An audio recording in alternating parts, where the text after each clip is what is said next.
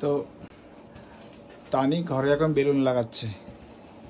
আসলে আজকে ওর বরের জন্মদিন, তো তাই তো সবগুলো বেলুন লাগাচ্ছে।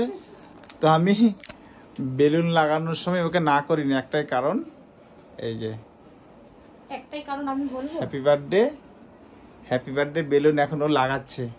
তো এর কারণ হচ্ছে ডুগুকে সারপ্রাইজ দিয়ে। ডুগু এখনো ঘুমাচ্ছে, ডুগু জানেই না, ডুগু ঘুমিয়ে পড়েছে। ডুগুকে তো সারপ্রাইজ দেবো। আর এই ঘরে আমার বাবার মেয়ের সবার সবকিছু হয়েছে, হয়নি শুধু মানে এই ঘরের পেছনে যে মানে পেরেকটা আছে সেই পেরেকটারই হয়নি।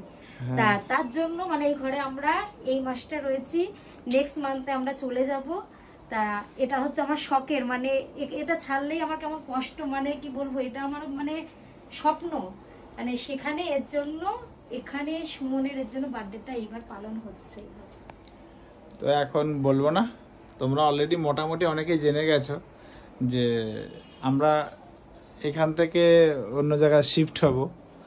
তো তো ওই জন্যই মানে আমাদের এই ফ্ল্যাটে এইটাই আমার শেষ বার্থডে আর কি। তো বার্থডে বলতে কিছুই না, জাস্ট সিম্পল। হঠাৎ বিকালবেলায় ঠিক হলো বার্থডে হবে। হ্যাঁ, মানে জাস্ট এমনি ও বলছে কি আর তো আমরা থাকবো না, আর তো খুব তাড়াতাড়ি আমরা এখান থেকে শিফট হয়ে যাব ফ্রেন্ডস। তো সেই জন্যই ও বলছে কি যে যেহেতু আমরা খুব তাড়াতাড়ি শিফট হয়ে যাব, তো শেষবারের মতো এই ঘরে একটু বার্থডে সেলিব্রেশনটা করে নাও। অল্প করে বেলুন নিয়ে এসে, তাই বলছি এখন বয়স হয়ে গেছে আমার অনেক, বুড়ো মানুষের আবার কিসের বেলুন ফেলুন। তো তারপরেও নিয়ে এসছে, আমি ওকে না করিনি, কারণ হচ্ছে মেয়ের জন্য। তো মেয়ে এখনো ঘুম থেকে ওঠেনি, মেয়ে ঘুম থেকে উঠলেই ও তখন একেবারে দেখে অবাক হয়ে যাবে যে হঠাৎ করে বেলুন নিয়ে এসছে। আসলে এই ঘরটা আমাদের প্রচুর স্মৃতি। এই ঘরের প্রত্যেকটা জিনিস আমাদের নিজের হাতে তৈরি করা। প্রত্যেকটা জিনিস আস্তে আস্তে অনেক জিনিস এখান থেকে শিফট হচ্ছে, আরো শিফট হবে। আমরা এখান থেকে খুব তাড়াতাড়ি শিফট হয়ে যাব।